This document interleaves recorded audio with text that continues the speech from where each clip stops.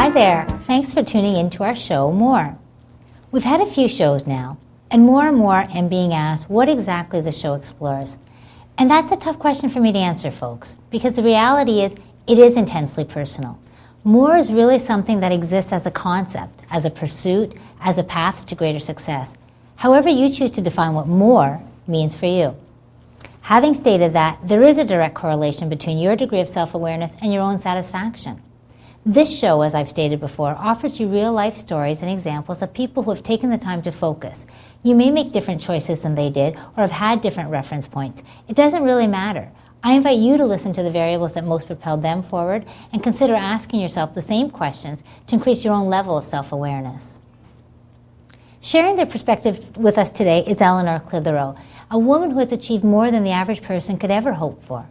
In 2002, Eleanor was named by a national paper as the top businesswoman of the year, and in that same year, Chatelaine magazine selected Eleanor as the Woman of Influence. As the CEO and president, Eleanor helped build a $10 billion hydro company. She has been a CFO in the private sector, as well as an assistant and deputy minister of finance in the public sector. She has since then left the powerful world of business and lives quite a different powerful life. She now chooses to focus her life and time on her husband and 2 children as she serves as the president of Prison Fellowship Canada and is an ordained minister in the Anglican Church of Canada. Eleanor speaks widely and also teaches on matters of sailing, ethics, business, and her faith. Thanks for joining us today, Eleanor. Oh, pleasure to be here. You heard me begin by talking about the more of and how challenging it is to actually be able to describe what the show is about or what it could mean for other people. When you hear that, curious to hear a little bit about where your mind goes. Where do you kind of, how do you answer that question for yourself? Sorry.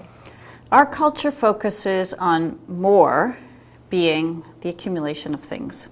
We have a few ticks in our box. We need our house and our car and our job and our bank account and as much as we can accumulate. And that's not necessarily a sinister thing. The to-do list or the desires list, it's not necessarily a bad thing. But it is a thing, and it kind of rests on top, in my view, of something else. And that's where the more comes in. Those things that we view as success, they ought to be outcomes of something as opposed to goals in themselves. So if you think about all the to-do list and all the achievement list as being the actions we take, the things we're wrapped up in, if they're not founded on a really solid personal or spiritual life, who we are or who we want to be, what our essence is, our being is, and we're going to find that very frenetic, sometimes work life, kind of drifts off on its own or maybe even spins out of control on its own. Because it's not sitting on that personal and spiritual life. No, you're right, in terms of how a great way for the whole premise of more exists on. From a you perspective, though, Eleanor, how is it when you kind of hear the whole idea of more, or that word comes up, where do you go for yourself personally? You see, for more, most people really, and I'm included in that, most people want significance, not success. They may define significance initially in all the accoutrement of success, all the gimmicks or all the degrees or all the accolades. But really what I want is to know that I'm making a difference in my presence here during my span of years. It sounds simple, but it's much more complicated than you would think, because sometimes it's very countercultural, what you want to do, that is going to be your contribution, what you personally have to give. Might be in the way of your family, might be work, might be in your friendships, might be just in how you express seeing the world around you. But unless you focus on who you are and how you are going to be, all those actions will seem very empty. It'll be a very lonely success at the end of the day. So for more, to have more out of one's life, you have to live a life of significance. And to live that significance means you have to be completely aligned with who you are and what you're doing. So how do you do that for yourself? How do you kind of hold yourself to task on that? It's very difficult because we are such a busy society. We don't spend any time really reflecting on these matters. We spent very little time being taught these matters in elementary school, high school, university. Sometimes we learn these things in our churches, our synagogues, our faith groups, but sometimes not. Sometimes our faith groups also become good works.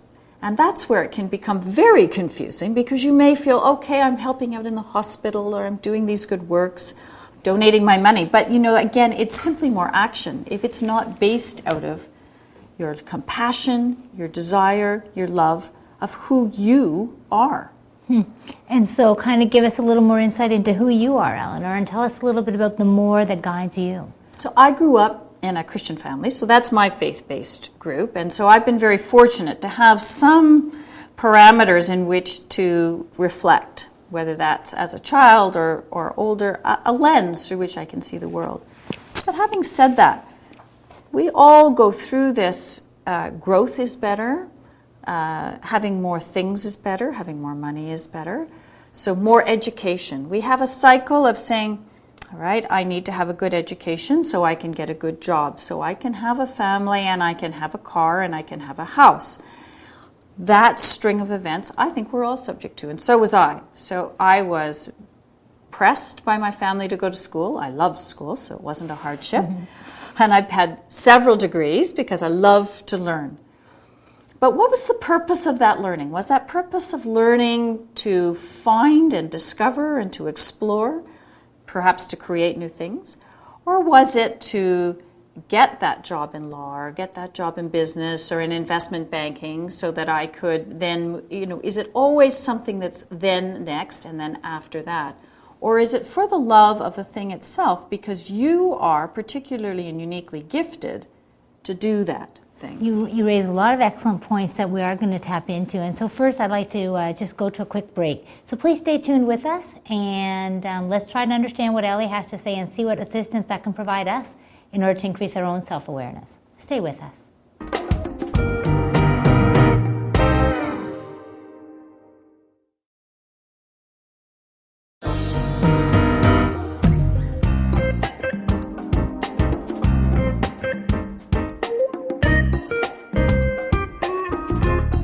Welcome back to More, and thanks for your curiosity. I'm Sheba Varghese, and with me today is Eleanor Clitheroe, former president and CEO of Hydro One. Thanks for being here, Eleanor. Happy to be here. So we've all heard it before. Life is a journey. Eleanor's talked a little bit about the different elements that make up the journey. So we figure out things as we need to figure them out, and we hope for the best. Isn't that supposed to be how it works?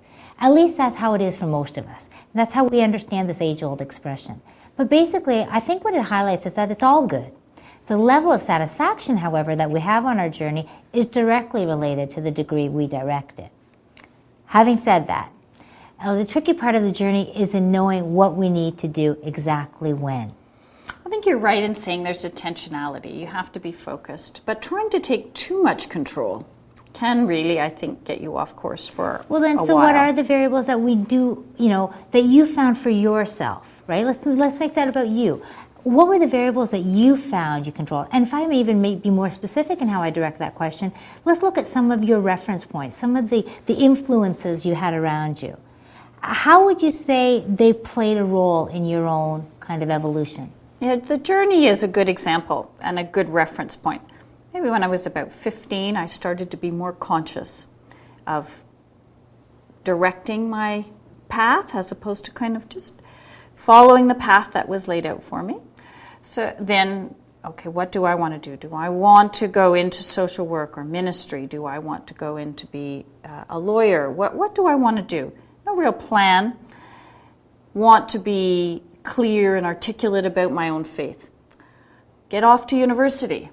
Some of those things, the natural pattern, the influences change, kind of drift a little while, do very well. But Get why honors did in they change? school. Was it by design? Was it by kind of like what allowed you to kind of go from there to end up wanting to be there? But ironically, it's success. Success as well as failure can drive you off course. But for me, in the early days, it was often success. I was very good at school. I got into law school after 2 years of undergrad, did very well at law school, was encouraged to move from a litigation criminal law focus to corporate and tax because I was very good at it.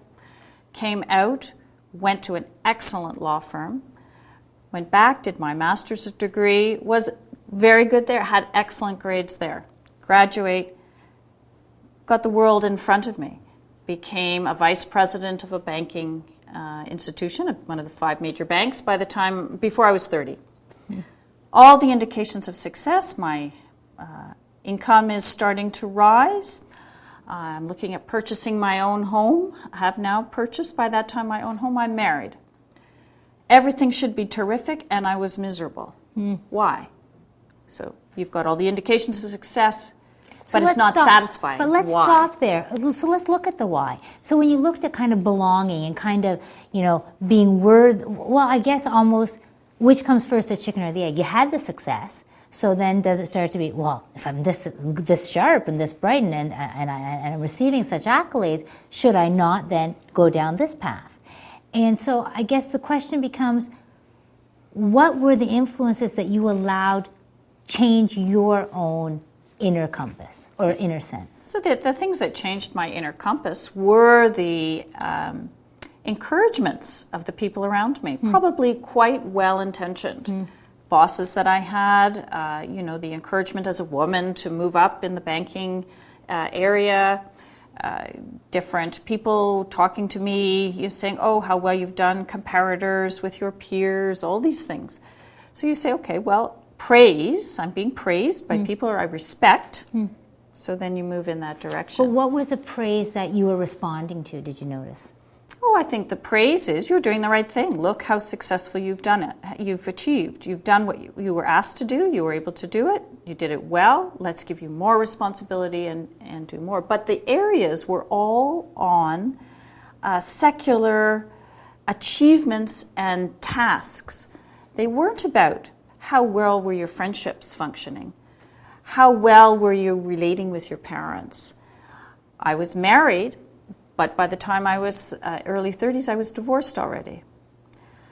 What was wrong? Why did that happen? If I'm so successful in this area, why are the things that people sort of think should come just by the by not providing significance and support? You could say, perhaps if I had a wonderful marriage and a wonderful family and I just lost my job, I'd also feel insignificant or not satisfied with what was going on. But I think there has something very strongly to do with being connected to, in my case, to God, but who you ever feel is the sort of greater purpose of the universe, and with your family, with your friends, with your relationships. We in our culture focus on getting things done. And we have been convinced that improvement is where our future lies. But God didn't say, go forth and improve. That wasn't one of the 10 Commandments. Our task is to be who we were created to be. Sure, and that's an excellent point. And that's great because you're clear on that now, and I guess hindsight being 20/20, if you look back and you kind of ask yourself, geez, I wish having that validation wasn't so important to me, because then I really would have wanted to seek more validation in areas such as, what would that might have been? What did you kind of end up leaving aside to pursue the path of what everybody else wanted for you? Well, I think the most obvious thing are some broken relationships, particularly my first marriage. That is a regret in my life that had to happen in my life. Fortunately, I've been able to recover, and so has he. But to your more specific point, what do you leave aside? You leave off your spiritual connection to God, which is what gives you basic satisfaction, and from which other things spring. That's what I meant about control, because if you are not living out of that depth of understanding of who you were created to be, then you are controlling and adding on pieces. They may be, by accident, the correct pieces. They may be, by accident, the correct pursuits. And if you're quite talented, as I'm sure you are, and many others are, if you're talented and can, in fact, do many things successfully, you may be completely distracted from what your passions ought to be and where your priorities ought to be. And so tell me how you think, Eleanor, the whole idea of respect played into that. In terms of the people who you were responding to, the bosses, the parents, the circles that you were in. How was respect guiding you, I guess? I believe that we are people, whether we're introverts or extroverts, we liked community. We like to be in community. We are in it in different ways. And so the community that we're in, we want the approval of that community. We want to live by the norms of that community. Perhaps we want to shine in the community. We don't want to be disappointing that community. Some more than others need the affirmation. And for those that want to step outside the community's norms for reasons of their own, it takes a lot of courage. But there's no reason one can't live in the community you're in and not necessarily adapt to all of its values. So, for example, when I was in law school, to do very well in law school with criminal law and litigation and be good on my feet and good in the moot courts and good in the legal aid clinic, but be persuaded because I got an A on my tax exam that I ought to be a tax lawyer. Well, why should I do that? Well, there's more prestige about being perhaps a tax lawyer or a corporate lawyer than being a social worker. There's certainly more money there. The bigger firms are looking for people like you. You have opportunities not only in law firms, but it so opens more vistas, more opportunity, more improvement. So you listen to the voice that speaks about how you can improve your lot, how you can improve your family. You had said something before about intentionality. And so I love that because I 100% agree, right? If we don't have that map or a purpose or the clarity, it's impossible to arrive somewhere. So with that intentionality in mind and the influence, the impact of the respect needs of our peer groups or whichever groups we find ourselves in, is there a magic thing that you have found for intentionality to be showing up? Like, how does that get there? Absolutely. You have to take time to reflect.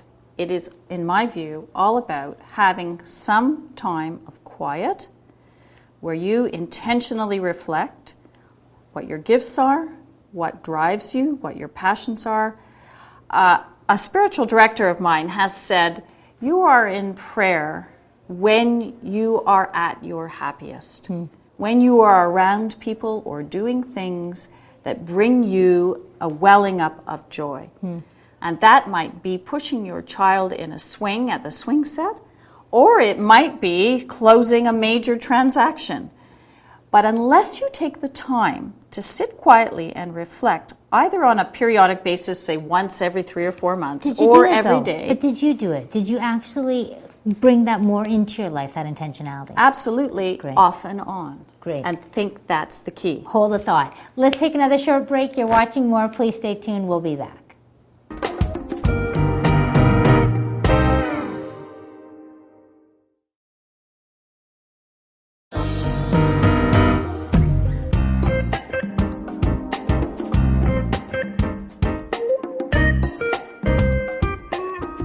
Welcome back, and you're watching more.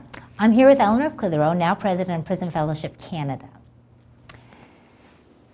We talked about a lot of different things, and I hear the evolution in it, even though there is also intentionality throughout the process. One of the things I want to understand more is kind of what was versus what is real for you now. What were some of the old beliefs that you found in your journey along the way that you kind of needed to reevaluate and make sense of?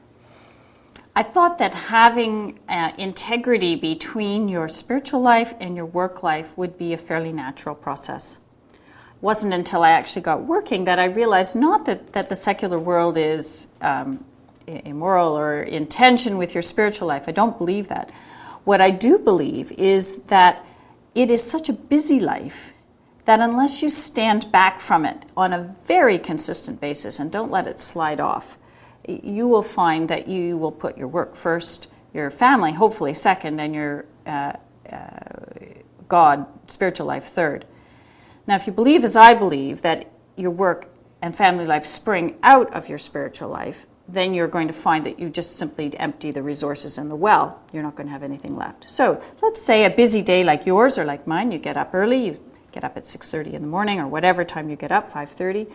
You get the schedule, you get on the road, you're doing all kinds of great things, taking your kids to school, perhaps you're on a hospital board, perhaps you've got some time in the office with your colleagues and so on.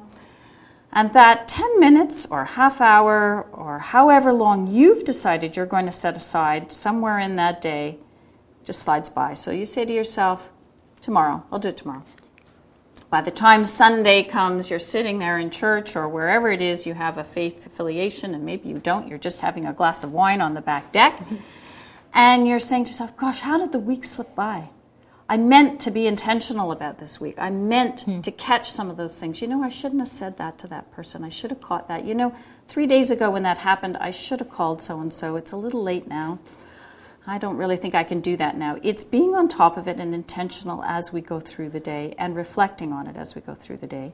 And if you can't do that, catching it very specifically at the end of each week, or I knew a CEO, he said, I go on holiday once a quarter. 1 week, a quarter, my holiday, my time, my reflection time. Not only do I come back refreshed, I've come back reflective of all the things that have gone well and not well. And I can course correct. But if you don't ever sit back and think about the course, you're not going to be able to course correct. And in our culture, it is just too easy to let the time to reflect on what is more, what is important, just slide by. And I did that too. I used to spend an hour, I would say when I'm in my 30s, I used to spend an hour a day in reading, reflecting, prayer. And I can remember in my early 40s times when I would say to myself, gee, I've only got 5 minutes today, oops. And, well, I'll pray in the car, on my way to work.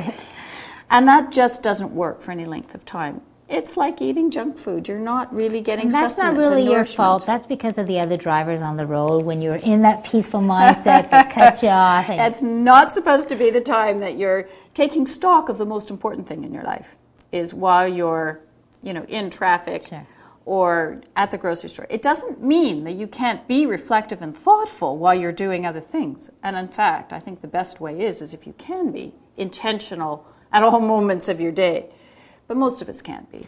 So now the show, the whole premise of it, the idea is to show people options and ways and questions that they can even ask of themselves as they discover what more is for them. So let's go back a little bit. What I heard you say is while you are a very critical thinker, I'm wondering or questioning how much critical thinking you did along the journey, or what would you say to people if you had to throw out just one real thing that they can do to help themselves realize they're more.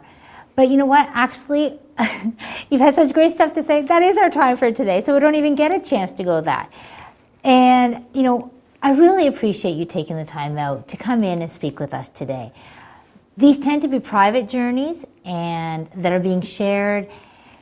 And that is never easy, especially if the questions are uncomfortable ones. But it's only when we're outside of our comfort zone, as you know, that we only ever really grow as people. So on behalf of all those people that you've helped make a little bit uncomfortable, a little bit more uncomfortable, thank you so much for taking the time to do that. And we've said it before, folks, the first step in this whole pursuit is about putting a stake in the ground and deciding to increase your self-awareness. It is the only way to realize more for yourself.